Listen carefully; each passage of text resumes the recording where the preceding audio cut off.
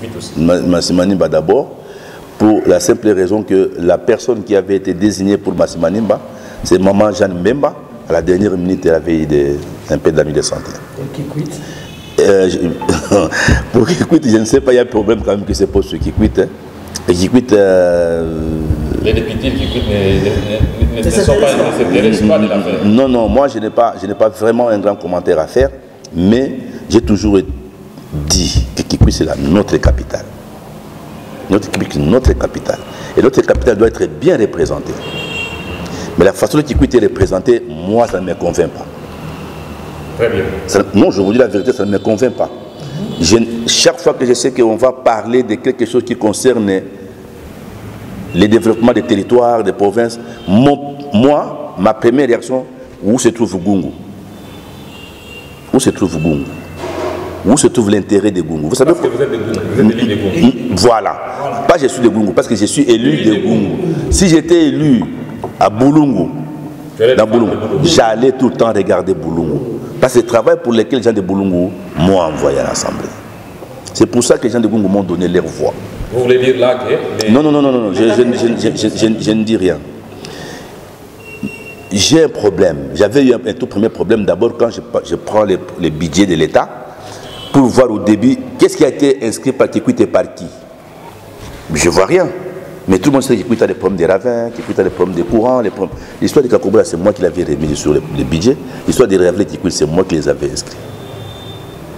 Nous étions encore chez l'honorable Mbosso, je vous dis vraiment ça en famille, pour parler encore de ça, du développement de chez nous. C'est nous qui étions encore en train de dire, monsieur le ministre des ITP, Kikwit est plein de ravins, la voirie de Kikwit doit être développée et doit être fait ceci. Moi, j'aurais voulu que ça parte aussi des députés de Kikwit. Ils ont été élus pour ça. Vous voyez, tout à l'heure là, si l'honorable Mako est venu, il m'a trouvé en train d'échanger avec la maman Yamazraba. Nous voulons aller à Kakobola maintenant. Elle dit non, on va d'abord à Idiofa, après on va aller à Boulon. La chose à Kakobola. C'est ça un député. C'est-à-dire que elle doit nous expliquer quel est l'intérêt qu'elle trouve qu'on est d'abord. Et c'est normal. Nous échangeons, nous allons finir par nous mettre d'accord. Il faut aller à Idiofa, il faut aller à Gungu. Mais par où nous devons commencer? Le plus important qu'on arrive partout. Mais si elle n'était pas là, on n'allait pas parler d'Idiofa. Donc, nous devons reconnaître que nous avons un problème réel. Ça, moi, je ne mâche pas les mots. On a un problème réel au niveau de la représentation nationale pour la ville de Kikwit. Mais au niveau provincial, on sent quand même qu'il y a un député, deux. On sent la présence des Bamako et les autres. Mais au niveau national, on ne sent pas. Vous êtes fils de Kikwit. Vous vous rappelez? Vous avez déjà vu vos députés en train de défendre vos problèmes ici, à l'Assemblée nationale? Non. Non. Donc ça veut dire que je ne peux pas faire trop de commentaires sur Kikwit parce que je ne suis pas élu de Kikwit. Mais je suis quand même fils de Kwilu. Et Kikwit, c'est aussi notre ville.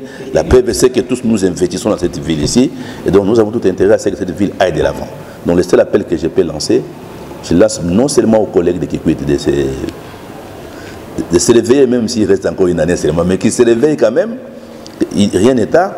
Et puis, deuxième, pour faire le travail pour lequel on les a votés, deuxième chose, il y aurait bien une des populations. Moi, je suis politicien. Il y aurait bien une population. Merci. Merci.